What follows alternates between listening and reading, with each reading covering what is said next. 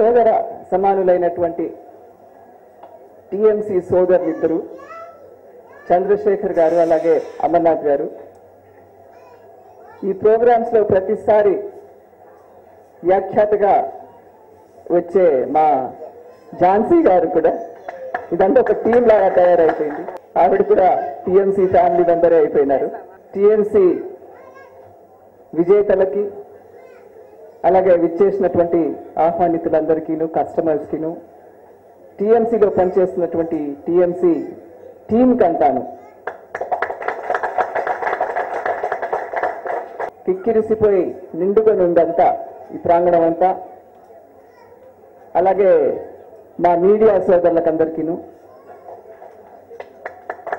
నా హృదయపూర్వక నమస్కారాలు తెలియజేస్తూ ఇలా టీఎంసీ డ్రాలకి గత ఏళ్లలో ఎన్నోసార్లు నేను రావటం జరిగింది. ఎంత బిజీ అయినా మీరు రావాల్సిందే అని చెప్పి వాళ్ళు అనటం, ఏదో సమయం తీసుకొని నేను రావటం కూడా జరుగుతూ ఉంటుంది. ఇప్పుడు 50 lakhs డ్రా అని పెట్టారు. అందులో 10 లక్షలకి 20 లక్షలకి డ్రా ఆల్రెడీ విజేతలు నిర్ణయం పడ్డారని విన్నాను. అదే 10 and 15. ఇప్పుడు 25 లక్షలకి డ్రా తీయటం ఎవరు ఆ లక్కీ వినరో తెలీదు.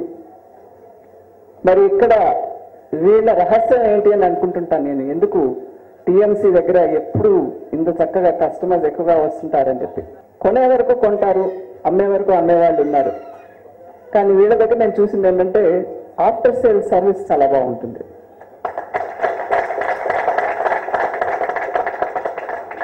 ఎంతో కష్టపడి ఈ రోజుల్లో సంపాదించి ఏదో ఒక 1000 రూపాయలు 2000 రూపాయలు పెట్టి ఏదో టీవీ కొనాలో, ఫ్రిడ్జ్ కొనాలో, మొబైల్ కొనాలో, all kinds of electronic goods. అందరికీ అన్ని కావాల్సిందే. ఒక రోజులో ఇవన్నీ లక్షలు అనుకునే వాళ్ళు, కానీ ఈ రోజుల్లో అందరికీ నెసెసిటీ అయిపోయింది ఇది. ప్రతి ఒక్కరికి మీరు పల్లెటూర్లలోకి వెళ్తే కూడా పొలంలో కూడా సెల్ తీసుకొని మాట్లాడుతూ ఉంటారు మా అమ్మలు. ఆ విధంగా ఇవన్నీ లగ్జరీ ఐటమ్స్ కానీ కావు, కార్లు లగ్జరీ ఐటమ్స్ కావు, ఎలక్ట్రానిక్స్ కావు. కాబట్టి నెసెసరీ ఐటమ్స్ కామన్ మ్యాన్ కి, లో ఇన్కమ్ గ్రూప్స్ కి, మిడిల్ ఇన్కమ్ గ్రూప్స్ కి కూడా వీళ్ళు ఒక సర్వీస్ చేస్తూ మరి ఇలాంటి కార్యక్రమాలు పెట్టి మిమ్మల్ని ఆకర్షిస్తున్నారు.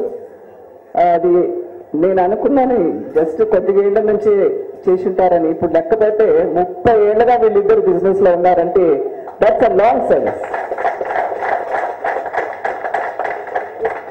ఎంతో తీవ్రంగా కాంపిటేటివ్ వరల్డ్ అయిపోయినప్పుడు ఇంకా కూడా నిలదొక్కుని మనం నంబర్